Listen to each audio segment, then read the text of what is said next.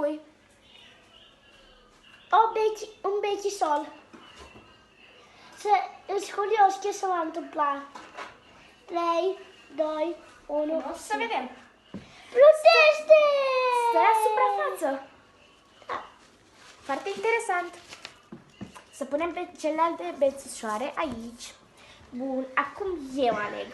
Să vedem. Aleg eu colderuța. Aleg agrafa. Bun. O vom pune aici. O vom pune încet.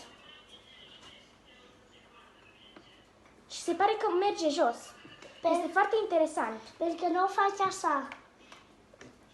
La agrafa de birou, dacă o pui așa cu grijă, stă foarte bine. Îți face ca un strat acolo în găuri și stă la suprafață.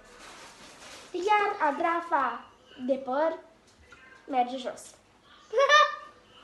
Acum tu alegi, Anis. Hai să le aducem astea mai încoace. Eu o să aleg, știi ce, nu? Ce? Brățara. Să vedem. S-a dus la... Stai, din nou. O pun încet. Se pare că este ca un submarin. Bine, merge. În jos. Deodată. Nu. Vezi, dacă o punem oare așa, tot merge la jos. Se pare că merge în jos pentru că are o cantitate foarte mare. Vedeți? Deci n-are aer în ea. Până acum, lucrurile care plutesc sunt bețișorul și acesta. Nu mai țin minte cum se numește. Să vedem, tot plutesc. Bun, acum eu voi alege... Asta au plutit puțin. Ba nu. Vezi? Hai, acum eu aleg. Eu, ce rece ești? Chiar. Bun, eu voi alege uleiul. Dar vreau să pun și eu. O să punem amândoi. Bun. Își Vom pune- pune chiar un pic în capac. O să mai pun și eu un pic, bine? Nu, o să pui tu jumătate și eu jumătate. Bun. Pun eu primul, bine? Chiar un pic eu prima, ca să-ți poți lăsa. Și se pare că stă la suprafață. Stați să vă arăt și vouă. Chiar stă la suprafață. Uitați. Toarnă, Ianis, tot. Wow! Uitați cum se face. Sunt ca niște biluțe. Wow!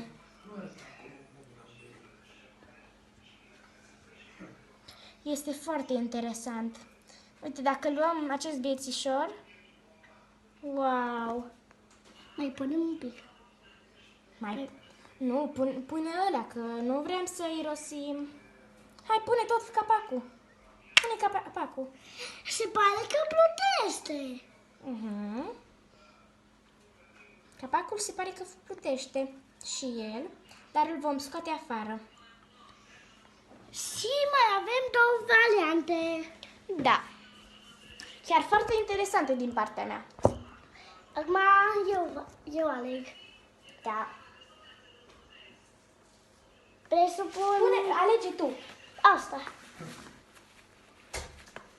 Bun. Hai să vedem.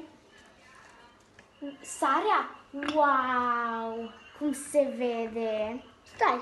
Ia. Și curios. Stă câteva secunde la suprafață, atât punem. Stă câteva secunde la suprafață, apoi merge jos. Dacă punem cu tot cu lingură, se face așa ca un praf. Da. Wow! Pentru că eu am pus. Hai să învârtim un pic. Wow, ce interesant! Mai facem o dată. Este un experiment foarte frumos. Mai punem o dată de fiecare. Alea. Nu mai Da. punem, pentru că sunt destule toate. Mai este doar o variantă. Cana. Cana este cam evident că va merge jos, Nu. dar Crede. totuși să vedem. Oare cum va sta așa? Wow! Wow! Tau. Ce interesantă e faza asta. Dacă punem așa, să vă zic un secret. Dacă punem așa cana în jos, va ține apa acolo. Dacă are o greutate mai mare pe o parte, se va răsturna, ca și la Titanic. Ați văzut filmul? Vi-l recomand.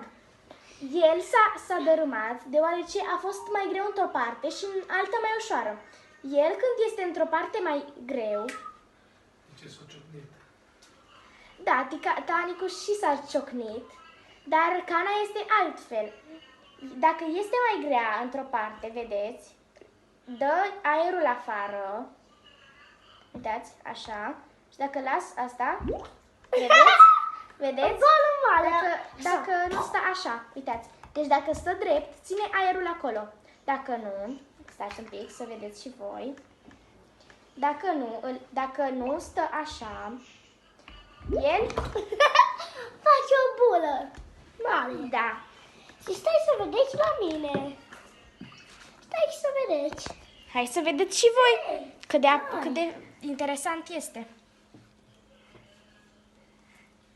3, 2, 1. Și așa și